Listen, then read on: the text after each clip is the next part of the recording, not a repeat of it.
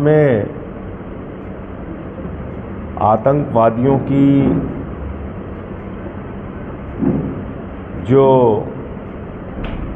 दरिंदगी भरा उनका हमला हुआ है और जिस तरह से वहाँ टूरिस्ट को टारगेट करके मारा गया, मैं समझता हूँ कश्मीर के इतिहास में बहुत कम ऐसी घटना आपको देखने को मिलेगी जहाँ पे टूरिस्ट को इस तरह से टारगेट करके उनको मारा गया। ये भी बात सामने आ रही है कि धर्म पूछ के मारा गया।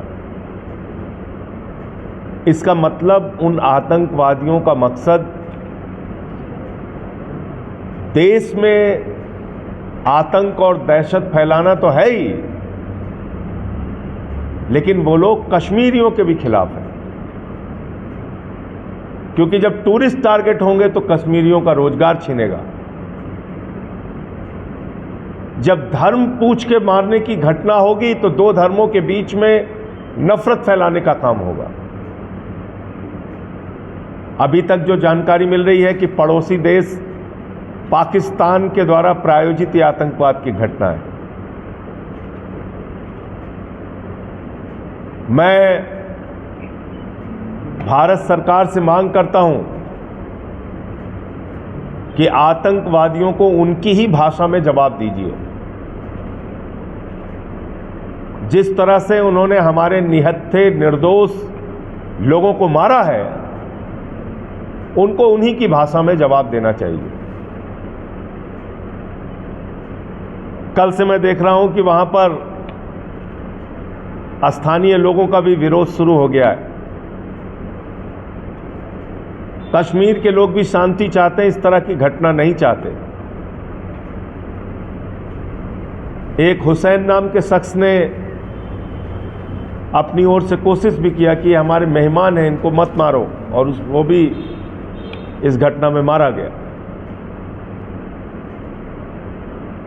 बहरहाल सबसे बड़ा सवाल ये उठता है कि इतनी बड़ी आतंकवादी घटना हो गई तो हमारी खुफिया एजेंसीज क्या कर रही थी? ये सीधे तौर पे खुफिया तंत्र के फेल्योर का एक बड़ा मामला है।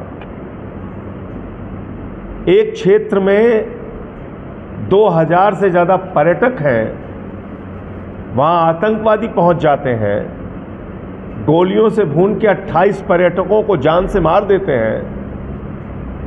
उनके जवाब में कार्रवाई करने के लिए सेना की तैनाती थी या नहीं थी, पुलिस की तैनाती थी या नहीं थी, खुफिया विभाग के द्वारा जानकारी दी गई थी कि या नहीं दी गई थी? ये कई सारे प्रश्न हैं जिसका जवाब केंद्र सरकार को और वहाँ के एलजी महोदय को, क्योंकि पुलिस उनके अधीन आती है, अभी भी वो यूटी है, तो उनको इसके बारे में जानकारी देनी चाहिए।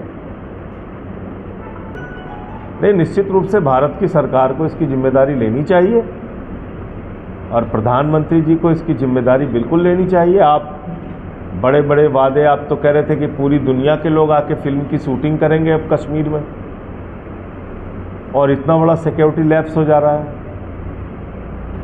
आपकी खुफिया एजेंसीज को पता नहीं चल पा रहा है। आपने वहाँ पे कोई सुरक्षा के इंतजाम नहीं किए थे जहाँ पे इतनी संख्या में पर्यटक मौजूद थे। तो ये सारे प्रश्न हैं जिस पे प्रधानमंत्री जी को जवाब देना चाहिए। नहीं, झुकना भी नहीं चाहिए, झुकने का तो खैर कोई सवाल ही नहीं है। मैं तो गृह मंत्री जी से ये कह रहा हूँ और प्रधानमंत्री जी से कि जितनी बड़ी घटना उन्होंने अंजाम दिया है, उससे ज़्यादा जवाब हमारी तरफ से उनको दिया जाना चाहिए। सूद ब्याज समेत उनको जवाब देना चाहिए।